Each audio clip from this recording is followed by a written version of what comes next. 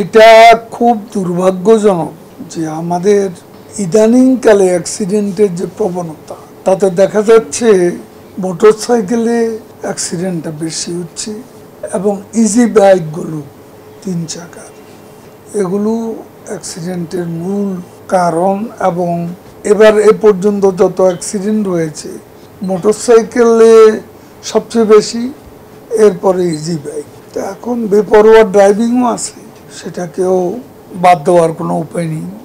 শহরেও ঢাকা সিটিতেও সচিব সাহেবকে আমি বলবো দ্রুত নীতিমালাটা করা প্রয়োজন, কারণ সারা দেশে লক্ষ লক্ষ লক্ষ এই যে 3 চাকার গাড়ি, মোটরসাইকেল, এগুলো রাস্তার শৃঙ্খলাকে নিদারুণভাবে বিঘ্নিত করছে। কাজে এখানে একটা সুস্পষ্ট নীতিমালা থাকা প্রয়োজন। আমি আগেও বলেছি, এখনো বলছি, মানুষের জীবনটা আগে, জীবিকা পরে। এখন জীবিকা রক্ষা করতে গিয়ে জীবনকে ঝুঁকির মুখে ঠেলে দেওয়া হচ্ছে। তো এটা সচেতনতারও অভাব রয়েছে। আর আমাদের জনপ্রতিনিধিদেরও একটা অংশ এখানে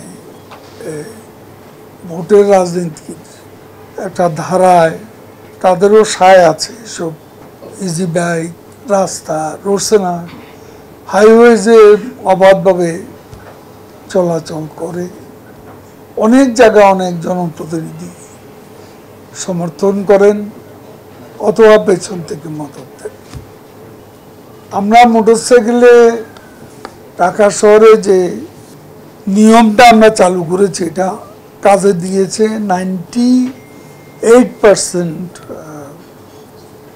মোটরসাইকেল এখন দুইজনই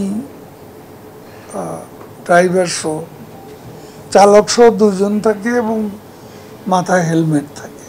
আমি কালকে দেখলাম যে এক বাবা, একজন মনে হলো তার ওয়াইফ, সঙ্গে বাচ্চাটার মাথায়ও হেলমেট আছে।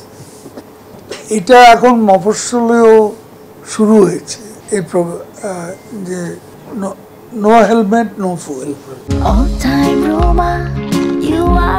All Time Roma. Taste it, love it.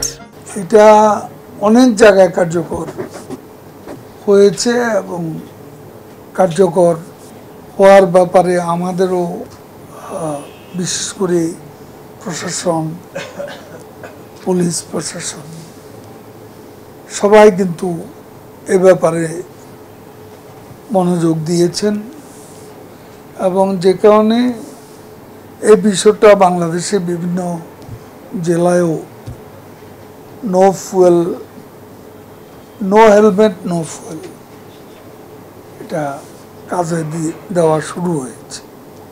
Normally ঈদের পরে বেশ কিছু সময় লেগে যায় ফিরতি যাত্রায়, এবং ফিরতি যাত্রাটাই আমাদের বেশি দুর্ভাবনার কারণ হয়।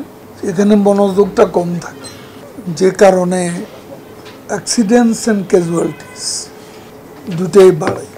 সম্মানিত সচিব যেটা বললেন, আমিও প্রতিনিয়তই খবর রাখছি। এবার এখন পর্যন্ত ক্যাজুয়ালিটিস 100-র মতো। বিআরটি বলছে 95টি অ্যাক্সিডেন্ট এবং 92-92টি হলো ক্যাজুয়াল। শেষ পর্যন্ত কি দাঁড়ায় এখনো বলা যাচ্ছে না।